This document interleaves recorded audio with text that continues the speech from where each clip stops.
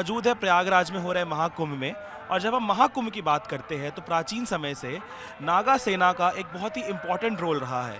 हमारे साथ बात करने के लिए महंत दीपक नागा जी हमारे साथ है। बाबा जी, अपने अखाड़े के बारे में बताइए।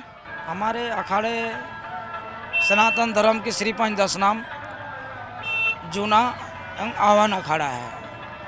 इसमें से हम लोग 10 भाई है और दशनाम नाम पड़ी है। ये सनातन धर्म के लिए ये अखाड़ा बना हुआ है। प्रयागराज में हो रहे महाकुंभ को लेकर के आप क्या कहना चाहोगे? किस तरह की यहाँ पे अरेंजमेंट की गई है?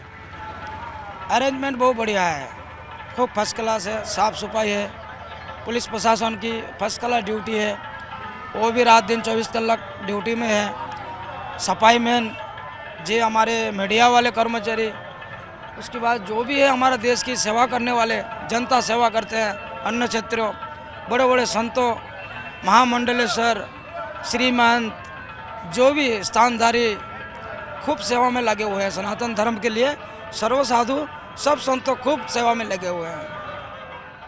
आप नागा सेना से आते हैं। नागा सेना और सनातन धर्म का बहुत ही गहरा इतिहास रहा है।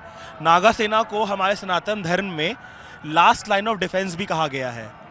आप नागा सेना के इतिहास के बारे में हमें थोड़ा बताइए, हमारे दर्शकों को बताइए, जो आजकल के युवा है उनको नागा सेना के बारे में क्या पता होना चाहिए। देखिए, ये नागा फौज सनातन धर्म की फौज है।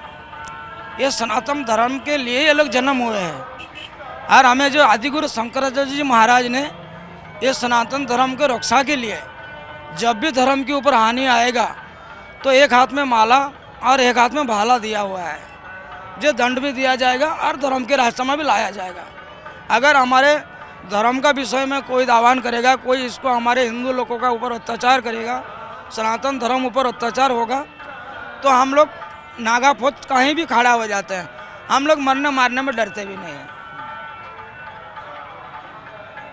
अभी हमने 16 श्रृंगार के बारे में काफ़ी सुना है, लेकिन बहुत कम लोगों को पता होगा कि नागाओं में 17 श्रृंगार होता है।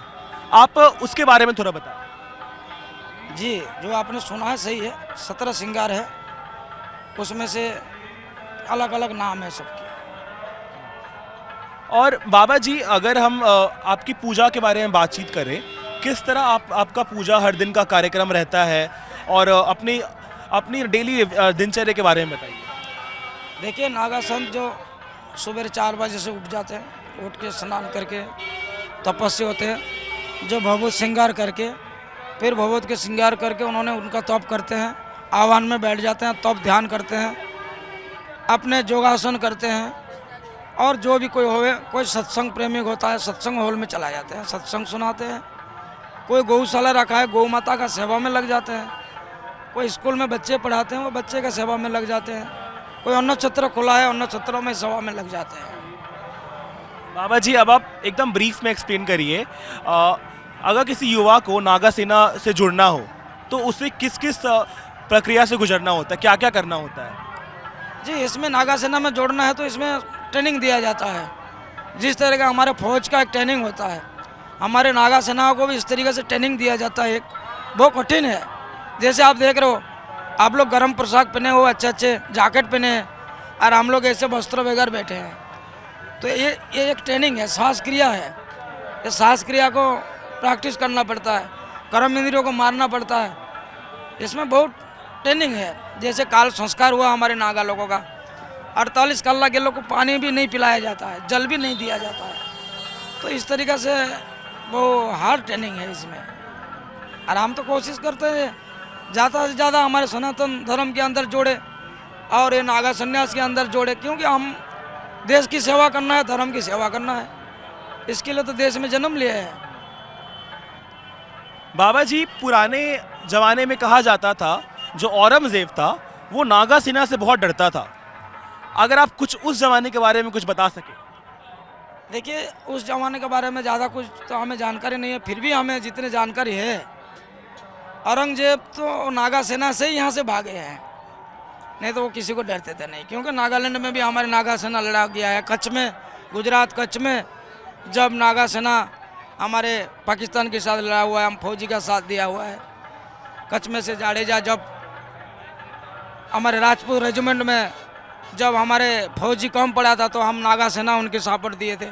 उसमें से कम 10-15 हज़ार नागा सेना शहीद हो गए थे। बाबा जी, जाते जाते आपका देश के हर उस इंसान के लिए संबोधन, जो आप क्या कहना चाहते हैं अपनी नागा सेना के बारे में, एक लास्ट मैसेज।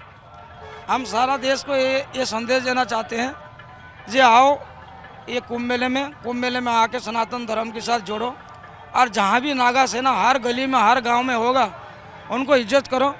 कोई दो या ना दो वो मांगेंगे नहीं नागा सेना, लेकिन उनको इज्जत से रखो। कोई उनको परेशान करता है, कोई पड़ोसी में उनको छेड़ता है तो उनको साथ दो। तो आपकी धर्म के लिए वो बैठे हैं, वो उनके माँ बाप छोड़ के, घर परिवार छोड़ के आपके धर्म के लिए उन्होंने बैठे हैं, तो उनके साथ दो और उनके साथ मिलके सनातन धर्म की जय जयकार करो। भारत माता की, सनातन धर्म की जय।